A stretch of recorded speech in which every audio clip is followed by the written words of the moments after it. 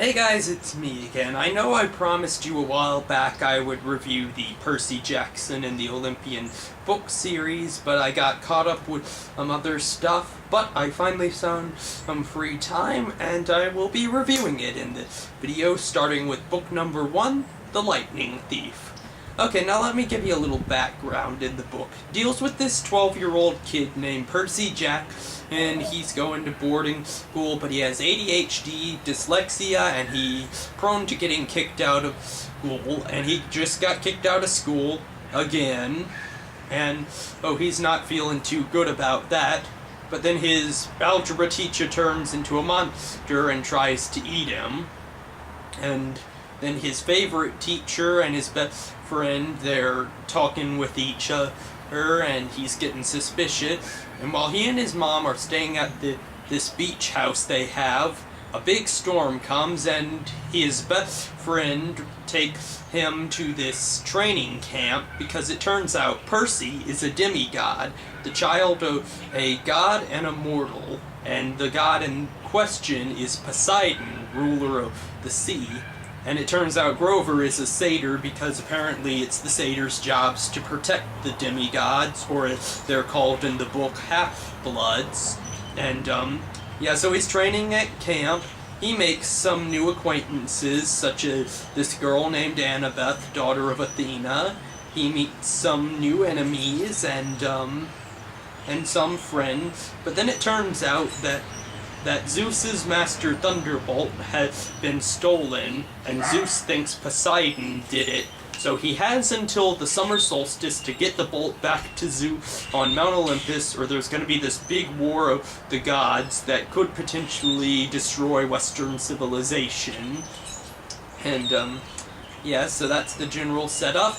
And, okay, now let me tell you something I like. I mean, I am a huge fan of Greek mythology, or all mythology. When I read this book with the whole premise of the Greek gods being real and their children walking among us, I thought, sort of Greek mythology meets the Da Vinci Code a little bit. And, I was hooked with that, and, I really like how Rick Riordan, the guy who wrote it, updated all the gods to the modern world and stuff. So Ares looks like a biker, Zeus wears pinstripe business suits, Poseidon wears fishing gear, and it was just entertaining and kind of funny at points to see how he not only updated the gods, but all these monsters, and explained how they live in the world around us, but how most people don't notice them because of the mist and whatnot. And yeah, I love that, but what I also loved were the characters.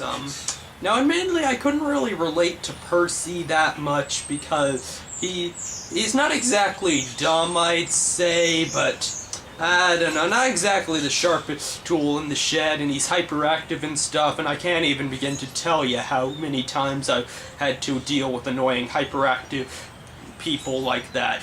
The two characters I related to most were Grover and Annabeth. I mean, Grover's your stereotypical white, nerdy, environmentalist kid, and basically it's his goal in life to find the god of the wild Pan to restore nature, and I'm into environmentalism, and so I could understand what he was saying, and it really hit home with me. And Annabeth's pretty much addicted to learning. Admittedly, I myself am addicted to learning. You get to know me, and a lot of time when she's explaining stuff to Percy, she'll go, "Ugh, I can't believe how retarded you are." Not exactly in those words, but I was thinking the entire time I read that, yeah, been there, done that more times than I'd like to. Yeah, but even despite their clashes, Percy and Annabeth get along well, and yeah. So, and I know they've made a movie based off this book, and if you have not read the book and your only knowledge is that horrible movie adaptation, I strongly recommend it, because this book's got everything. Action, adventure, Greek gods, monsters, heroes, a little romance, but you get more into that in those other books. So, so I liked that, and, let's see, so I also like the way they go across America, in this big sort of odyssey thing, and you really got to see America as well as the Greek monsters. And when they get to Hades, I think Rick Riordan did an absolutely respectful job of Hades. Unlike certain people, we won't mention any names. I'm looking at you, Christopher Columbus and Disney, who typically portray Hades as satanic. If you look in Greek mythology, Hades is a pretty nice guy, all things considered, and Rick Riordan did an absolutely respectful job of portraying that. And, and at times you can see how the gods can be a little bossy and stuff, but at times you see their good side shining through. Like even Ares, he's a jerk, but he does help out the crew on their adventure, and even though Percy's father Poseidon's been absent for most of his life, it's only because there's this great prophecy that says Percy has to make this big decision that could either save or destroy Mount Olympus, but we'll see how that plays out in future books. And, so I like the way they explain all the character relations and the monsters, and it's just a good book. So, let me know in the comments what you think. Have you read this? Have you not read it? Do you love it like I do? And I promise you I will review the sequels in the future, and, that's pretty much it.